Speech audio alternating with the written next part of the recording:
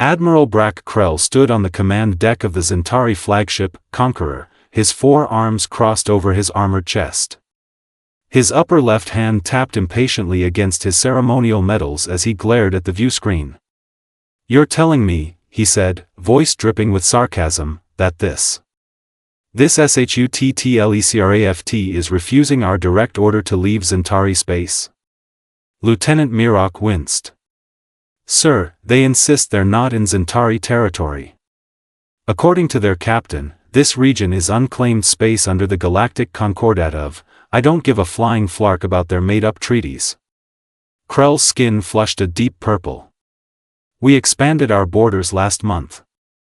The navigational beacons were deployed. They are trespassing." The small vessel hanging in space before them was laughably tiny compared to the massive Zintari warships. It had a sleek design, clearly built for scientific exploration rather than combat. Its hull bore strange markings that the Zintari translation matrix had identified as Defiant, Earth Exploratory Corps. "Humans," Krell spat the word like a curse. "We've heard rumors about them from the trading caravans. Supposedly they're newcomers, barely space-capable." Commander Vex leaned forward, her serpentine neck extending toward the display. "They look harmless enough. Perhaps they genuinely don't know?" "Hail them again," Krell ordered, baring his tusks. "And this time, make it clear that we will use force if necessary." The communications officer nodded, his fingers dancing across the console. Moments later, the viewscreen flickered, and a human face appeared. Female, Krell guessed, with dark skin and strange hair pulled back tightly from her face. "This is Captain Alara Morgan of the Earth vessel Defiant," she said pleasantly. "Still holding position. Still conducting our survey. Still in unclaimed space, Admiral." "What was it again?" "Krell. Admiral Krell of the 9th Zintari Battle Fleet." "And you are mistaken, Captain Morgan. You have exactly 10 minutes to power down and prepare for boarding, or we will consider your actions hostile." Morgan smiled. The expression made Krell uncomfortable. "Admiral, I've transmitted all relevant treaty information to your ship. Perhaps you should review it before making threats?" Krell slammed his lower right fist onto the command console. "The Zintari Empire does not recognize your treaties. You have 8 minutes remaining." He cut the transmission and turned to his first officer. "Deploy the fleet. All 100 ships. Full battle formation." "Sir?" Commander Vex looked startled. "For one small vessel?" "It's about sending a message," Krell hissed. "These humans need to learn their place in the galaxy." The mighty warships of the Zintari Armada moved into position, surrounding the tiny Defiant in an overwhelming display of firepower. Krell reopened the channel, expecting to see panic on the human's face. Instead, Captain Morgan looked amused. 100 ships, Admiral? For little old us?" She chuckled. "You really don't want to do this." Part 2, The Impossible Battle. The Zintari warships formed a perfect sphere around the tiny human vessel, their weapon ports glowing with deadly energy. Admiral Krell savored the moment, imagining the fear that must be coursing through the humans now. "Open a channel," he commanded.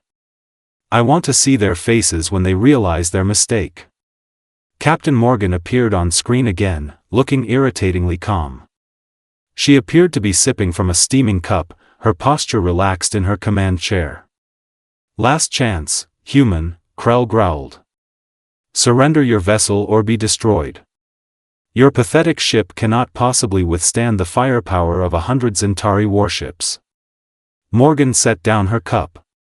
"Is that coffee?" she asked someone off-screen, then turned back to face Krell. "Sorry, Admiral. New blend. Quite good." "What were you saying?" "Oh right, the surrender thing." She actually laughed. The human had the audacity to laugh at him. "Admiral Krell," she said, wiping away a tear of mirth, "I really suggest you reconsider. We're just a survey vessel. We have no quarrel with the Zintari. Then you should have left when ordered. Krell roared. First attack wave, open fire. 20 Zintari ships launched their energy torpedoes simultaneously. The view screen showed the deadly projectile streaking toward the Defiant. Then something strange happened. Small, disc-shaped objects ejected from the human ship, zooming toward the incoming torpedoes. What are those? Commander Vex asked, leaning forward. Unknown, replied the tactical officer. They're emitting some kind of. Wait, our torpedoes are changing course. Krell watched in disbelief as their weapons veered away from the Defiant, spiraling harmlessly into empty space. The disc-shaped devices returned to the human ship and disappeared back into its hull. Second wave, attack pattern Delta. Krell ordered, his voice rising. All ships, continuous fire. The Zintari fleet unleashed everything they had.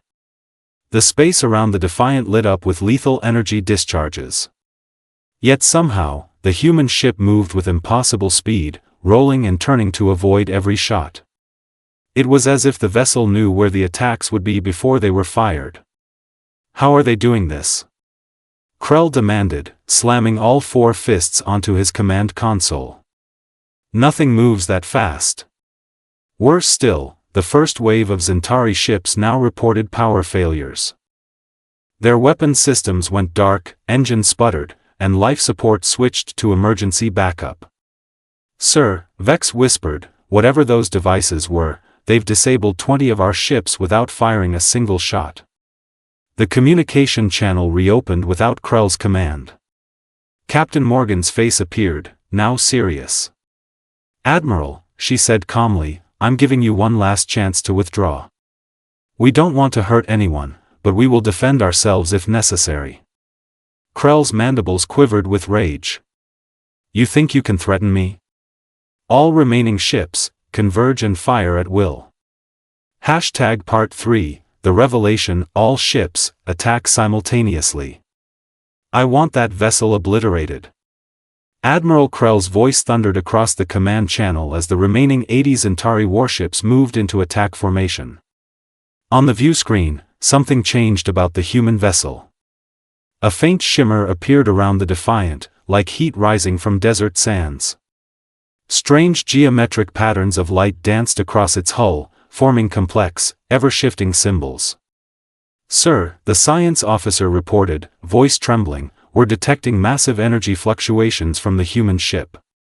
They're doing something to the fabric of spacetime itself. Krell bared his tusks. Nonsense.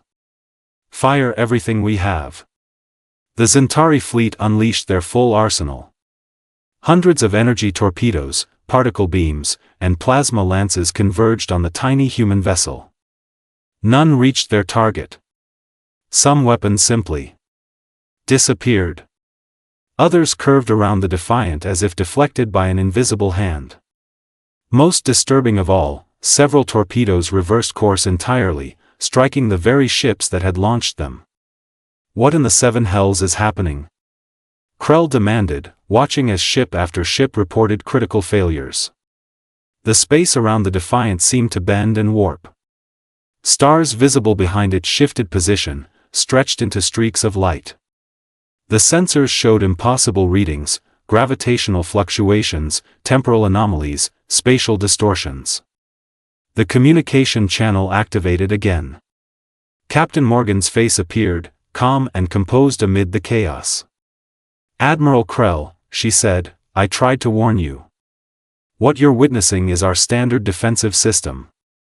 We call it quantum field manipulation, QFM for short.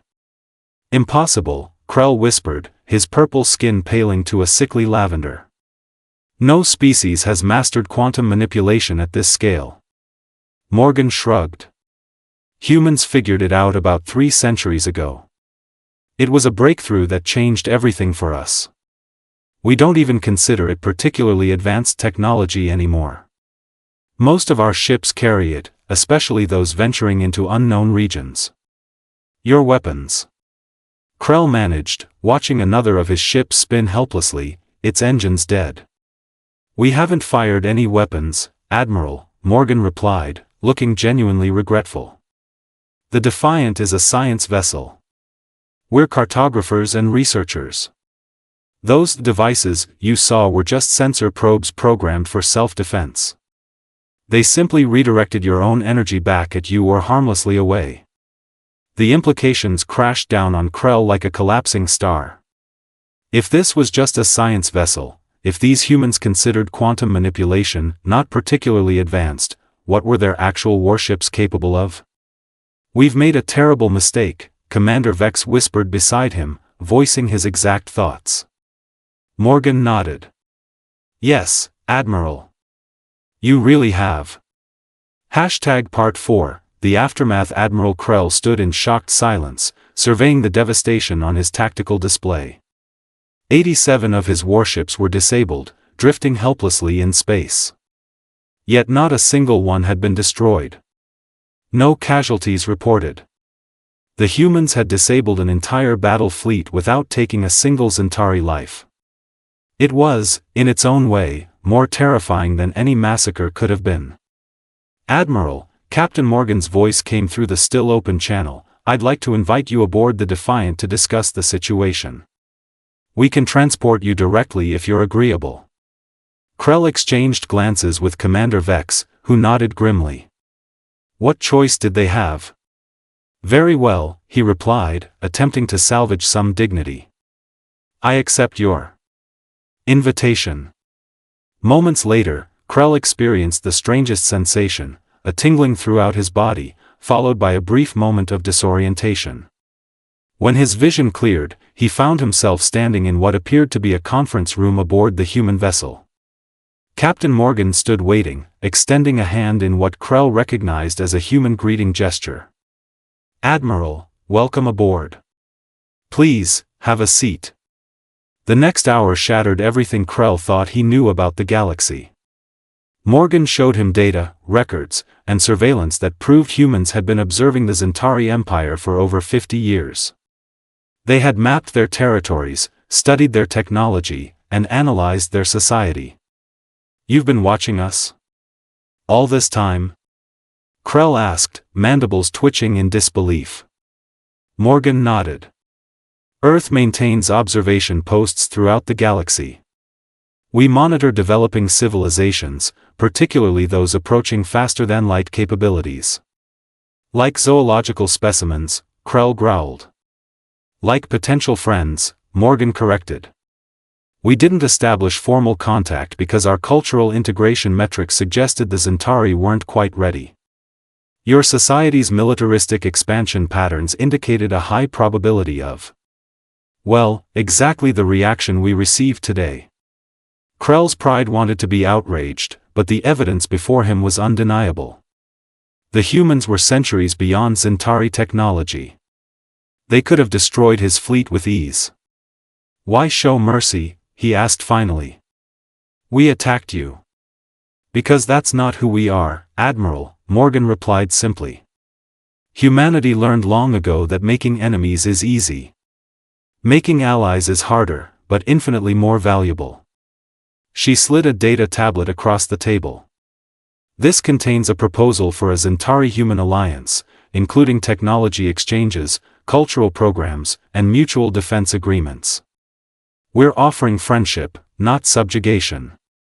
3 days later, Admiral Krell stood before the Zintari High Command.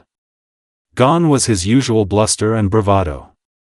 The admiral who returned was thoughtful, humbled, and deeply shaken. Honorable leaders, he began, his voice steady, we must immediately ratify the alliance treaty with the humans. There is no alternative. The Supreme Commander leaned forward. They defeated your entire fleet? How many ships did they bring? Krell met his gaze without flinching. Only one ship, he replied. We outnumbered them 100 to 1. It didn't matter.